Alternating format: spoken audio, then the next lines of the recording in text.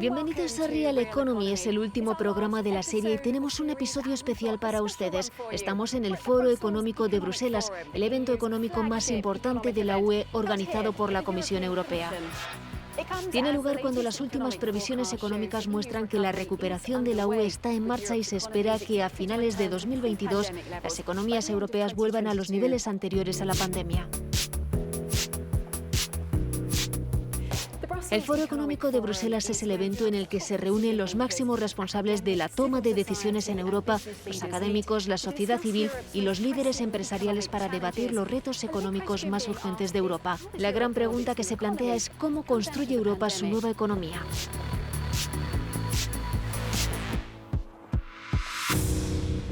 Normalmente más de 1000 personas asisten al evento in situ, pero este año se transmite en directo desde el estudio de la Comisión Europea.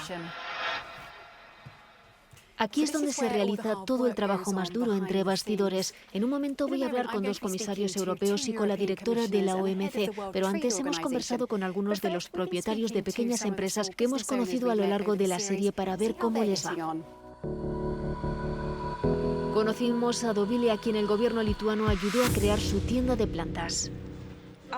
En realidad, nuestra mayor preocupación es que no vayamos a sobrevivir porque tenemos deudas, cuantiosas deudas, y la economía está bastante ralentizada ahora. Lo que nos gustaría de la Unión Europea es que hubiera más normas similares para todos los países y todas las empresas, sin importar dónde nos encontremos.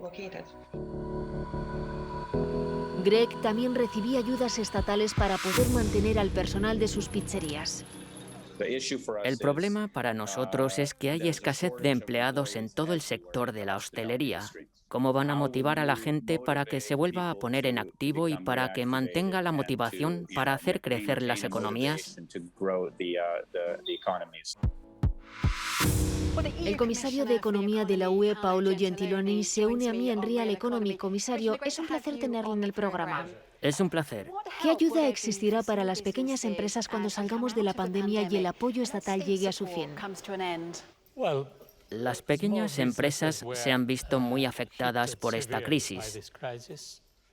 Y tenemos al menos dos herramientas importantes para las pequeñas y medianas empresas.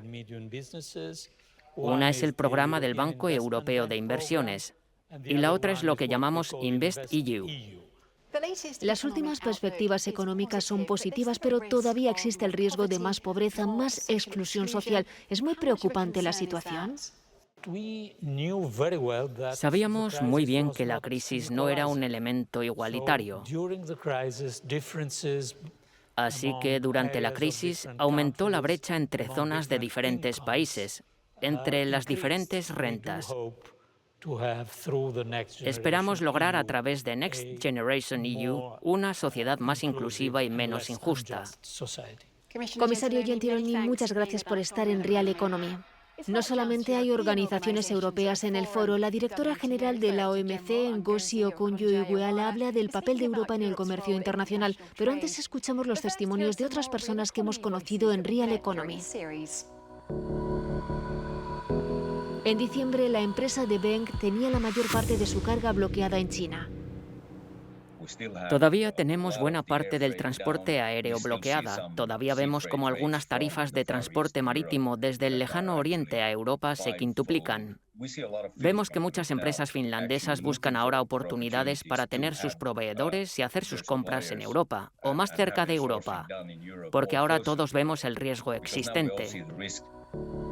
Después de perder su empleo, Laura ha llevado su trabajo de diseñadora gráfica a Internet.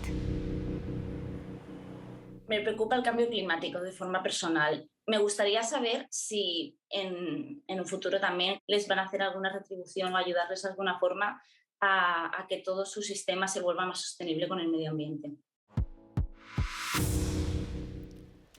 Una calurosa bienvenida a Real Economy. Usted aporta una perspectiva global a este evento. Las previsiones económicas de Europa son positivas, pero otras economías emergentes y en desarrollo se encuentran en una situación más difícil. ¿Por qué es importante para Europa? Gran parte de la razón por la que se ve esta divergencia se debe a la falta de equidad en el acceso a las vacunas. Si realmente queremos cambiar esta divergencia, tenemos que actuar con rapidez para llevar las vacunas a esos países y esas regiones donde no tienen acceso a ellas. La Unión Europea ha sido uno de los mayores exportadores de vacunas, sin embargo, se ha restringido la exportación. Espero que la Unión Europea elimine la restricción. Acabamos de ver cómo la pandemia ha hecho que algunas empresas europeas miren más cerca de casa en lugar de comerciar de manera global. Por supuesto. Al principio, cuando empezó la pandemia, hubo interrupciones en el comercio internacional. Lo que estamos viendo es más bien una diversificación hacia otros países de Asia, por ejemplo, en lugar de un gran movimiento para traer las cosas de vuelta a casa. Creo que se producirá algo de ese tipo, pero no prevemos que sea abrumador. Por último, ¿cuáles cree que son los principales retos que tiene por delante Europa para construir su nueva economía? Creo que, en primer lugar, está el alcance del estímulo que muchos países en desarrollo han aplicado, lo cual es positivo. Pero debido a ello, también tenemos que tener cuidado con las presiones inflacionistas. Creo que otro reto es el de la inclusión. Ha habido personas que se han quedado sin trabajo y 1,3 millones de ellas son mujeres. Así que hay que asegurarse de que las mujeres se reincorporan al mercado laboral. En tercer lugar, creo que está el hecho de que África no se recupere rápidamente. Esto también puede ser un problema o un reto que Europa debe analizar. Muchas gracias por su tiempo. Cuento con la presencia del vicepresidente ejecutivo de la Comisión, Valdis Dombrovskis, quien participa en las conversaciones con la OMC sobre comercio en el foro. Es un placer tenerle en el programa. Buenas tardes. Hemos escuchado que África en particular está atrasada en el suministro de vacunas. ¿Levantará la UE sus restricciones a la exportación? Bueno, en primer lugar hay que señalar que la UE es el mayor exportador de vacunas del mundo. Así, desde diciembre hemos exportado unos 385 millones de vacunas a más de 100 países, lo que supone casi la mitad de la producción de vacunas de la UE. Tenemos un sistema de autorización y seguimiento del control de las exportaciones, pero en general no se están restringiendo las exportaciones de vacunas. La directora de la OMC ha dicho que algunos de los principales retos son las presiones inflacionistas y la reincorporación de las mujeres al mercado laboral, pero hay que asegurarse de que África también alcance el mismo nivel de recuperación. ¿Qué opina? Las presiones inflacionistas son algo que hay que vigilar muy de cerca. En cuanto a las mujeres en el mundo laboral, yo diría que es una prioridad desde hace tiempo en la UE. También para abordar la discriminación de género, la brecha salarial de género.